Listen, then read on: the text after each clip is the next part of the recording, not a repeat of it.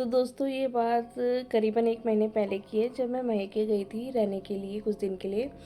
तो मुझे रहते हुए कम से कम 3 से 4 दिन हुए थे और मुझे मॉर्निंग के टाइम पे पता चलता है कि पापा अपने रेस्टोरेंट से रिटायरमेंट लेके वापस घर आ रहे हैं। तो दिन के टाइम पे जब पापा आए घर, तो उस टाइम पे जो हमारा डॉगी है टफ़ी, वो पापा को देख के काफ़ी वियर्ड सा हरकतें करने लगा। मतलब बहुत ज़्यादा भौंक रहा था और काफ़ी अजीब सा, मतलब चिड़चिड़ा सा हो गया था। वो पापा को अंदर आने नहीं दे रहा था।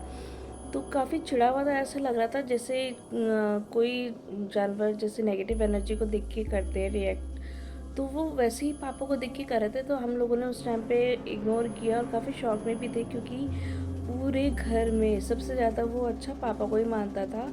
पर उस टाइम पे हमने सारा माहौल शांत किया बड़ी मुश्किल से। हम उसको दूसरे रूम पे बंद करके आए, तब जाके पापा जब अंदर आए तो फिर उसके कुछ देर बाद पापा ने रेस्ट किया, खाया पिया अपना और रेस्ट करा। और जब हम सब शाम को उठे तो घर का माहौल बड़ा अजीब सा हो रखा था। घर की जो लाइट्स थी वो काफ़ी फ्लक्चुएट होने लगी और काफ़ी टाइम तक ये चलता रहा फ्लक्चुएशन का। और ये सिर्फ हमारे ही घर में हो रहा था और आसपास कहीं नहीं हो रहा था, बल्कि जो हमारे घर से जो दुकान कनेक्ट थी, यानी हमारी मतलब मम्मी और की जो दुकान थी, वहाँ पे भी सारी लाइट्स नॉर्मल थी। ये सिर्फ घर के अंदर ही हो रहा था लाइट का फ्लक्चुएशन होना। करीबन ये चला था आधे पौने घंटे। और फ्लक्चुएशन तो रुक गई, पर जो है हमारे आधे घर में डिम आ रही थी और आधे घर में सही पावर आ रही थी। और जैसे जैसे अंधेरा होने लगा तो जो हमारा टफ़ी है वो खेत में एक ही पॉइंट में देखकर बहुत ज़्यादा भौंक रहा था। तो हमने सोचा कि जैसे होता ही है ना कि उत्तराखंड में कभी भी हाथी आ जाना या ऐसी कोई भी जानवर आ जाता है, तो हमको लगा तो वो उनको देख के जो है भौंक रहा होगा। तो हमने उस टाइम पे इग्नोर कर दिया और जैसे तैसे रात कटी। फिर मॉर्निंग हुई, मॉर्निंग के टाइम पे लाइट फिर से नॉर्मल हो गई थी। तो उस दिन जो है लाइट नॉर्मल तो हो गई थी, पर जो हमारा एक इलेक्ट्रॉनिक का सामान था वो ख़राब हो गया। हमने सोचा कि शायद हो रहा होगा, नेचुरल है। फिर उस दिन भी शाम के टाइम पे मैं जो है अपने मामा के यहाँ चली गई थी एक दिन के लिए रहने के लिए। तो शाम को मुझे फ़ोन आता है कि मम्मी का फ़ोन आता है कि जो लाइट की प्रॉब्लम है वो फिर से वैसी होने लग गई है और सिर्फ हमारे ही घर में हो रही है।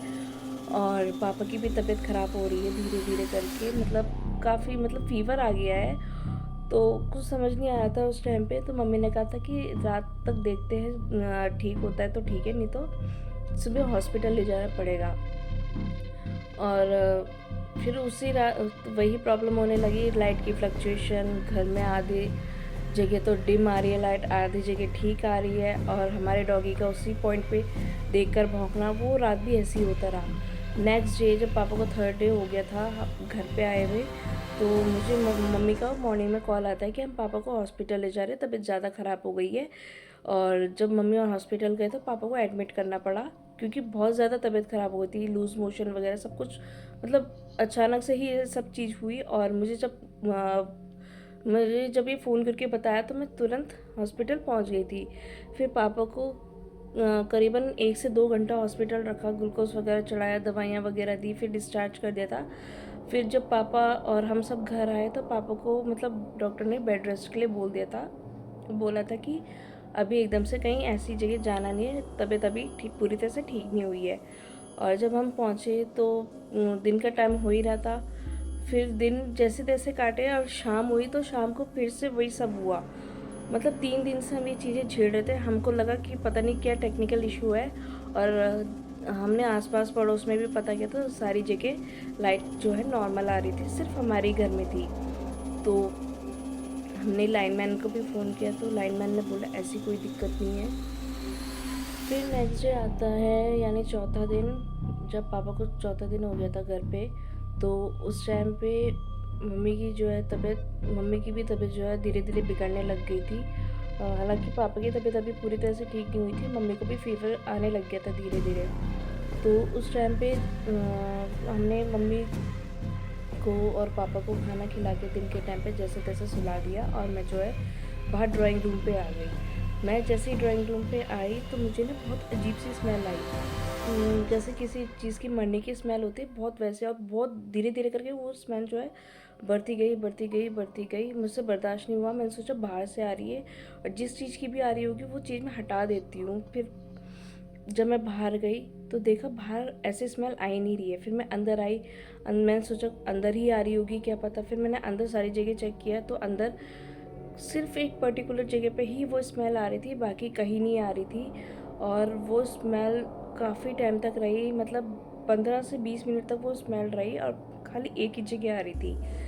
फिर मैं जब ये बताने के लिए मम्मी को गई तो देखा तो मम्मी की जो है ये चीज़ काफ़ी हैवी हो गई थी और बहुत ज़्यादा, मतलब ऐसा लग रहा था जैसे दबाव पड़ रहा होगा। मम्मी ने मेरे को बोला भी कि काफ़ी हैवी फील हो रहा है, मेरे को बहुत अजीब से लग रहा है। तो मैंने मम्मी को ये बोल कर टाल दिया कि शायद फ़ीवर है तो इस वजह से आपको लग रहा होगा, ऐसा कुछ नहीं है, आप आराम करो। दरअसल जब भी कोई नेगेटिव एनर्जी या कुछ अजीब सा होता है ना तो मम्मी को पहले ही पता चल जाता है कि अजीब सा हो रहा है और किस वजह से हो रहा है। तो मैंने मम्मी को ऐसे टाल दिया कि पहले ही तबीयत ख़राब है, फिर इन चीज़ों को सोचेगी तो ज़्यादा ही तबीयत ख़राब हो जाएगी। मैंने जैसे तैसे करके मम्मी को सुला दिया उस टाइम पे। और मैंने मम्मी को ये नहीं बताया कि मेरे को बाहर बहुत ज़्यादा स्मेल आ रही है। तो मैं मम्मी को सुला के जब बाहर गई तो वो स्मेल जो है उस टाइम पे चली गई थी। फिर जैसे तैसे रात हुई, रात को फिर से जो है हमारा डॉगी उसी पॉइंट पे जाके मतलब भौंक रहा था। मैं बाहर गई तो देखा तो जो हमारे खेत में कटहल का पेड़ है वो उसी को देख के भौंक रहा था। तो मेरे को लगा शायद कटहल के ऊपर जो, मतलब कटहल के पेड़ के ऊपर बहुत सारे जुगनू है, वो उनको देख के भौंक रहा होगा। तो मैं अंदर आ गई। वो मेरे को अंदर भी नहीं आने दे रहा था, वो बार बार मुझे पकड़ के मतलब ऐसे ही ले जा रहा था कि वहाँ पे कुछ, मतलब दिखाने ले जा रहा था कि वहाँ पे कुछ है। तो मेरे को लगा शायद जुगनुओं को देखकर वो इस तरह से रिएक्ट कर रहा है और कुछ नहीं। मैं अंदर आ गई। फिर मैंने रात के टाइम पे मम्मी और को खाना दिया, दवाई दी और फिर जैसे हम सोने की तैयारी करने लगे उसी टाइम हमारे डॉगी की आवाज़ और तेज़ हो गई, मतलब वो रोने जैसे लगा। वो बहुत ज़्यादा रोया और उस टाइम पे जो है मम्मी जो है और अजीब से रिएक्ट करने लग गई। तबीयत तो पहले से ही ख़राब थी पर अजीब सा रिएक्ट करने लग गई थी और तबीयत और ज़्यादा बिगड़ गई। तो उस टाइम पे जो है हम डर गए क्योंकि हमारा जो डॉगी है वो भी बहुत ज़्यादा रोने लग गया था। और तो हमारे जो किराएदार थे वो उनके बच्चे दौड़ दौड़ के आए और उन्होंने हमको बोला कि जानवर तभी रोते हैं जब उनको कोई चीज़ फील होती है, कोई नेगेटिव एनर्जी देखते हैं, इसलिए भी वो रोते हैं। तो हमने क्या किया, पूरे घर का दरवाज़ा बंद किया, खिड़की बंद करी और जो है पूरे घर में गंगा जल छिड़का, अपने कुलदेवी को याद करके पूरे घर में गंगा जल छिड़का। और मम्मी को जो है गंगा जल साथ ही साथ पिला भी दिया था क्योंकि मम्मी जो है बहुत ज़्यादा अजीब सा रिएक्ट कर रही थी और बहुत ज़्यादा तबीयत ख़राब होने लग गई थी। और जैसे कि मैंने बताया था दिन के टाइम पे मुझे बहुत गंदी स्मेल भी आई थी। तो जो ये गंदी स्मेल होती है, कुत्ते का रोना होता है, इसका मतलब यही होता है कि ज़्यादा से ज़्यादा, मतलब मानते क्या, वैसे भी यही होता है कि 100% केस में यही देखा जाता है कि नेगेटिव एनर्जी होती है। तो हमने जो है पूरे घर में गंगा जल छिड़का और सबके ऊपर भी गंगा जल छिड़का, साथ ही साथ मम्मी को गंगा जल पिलाया।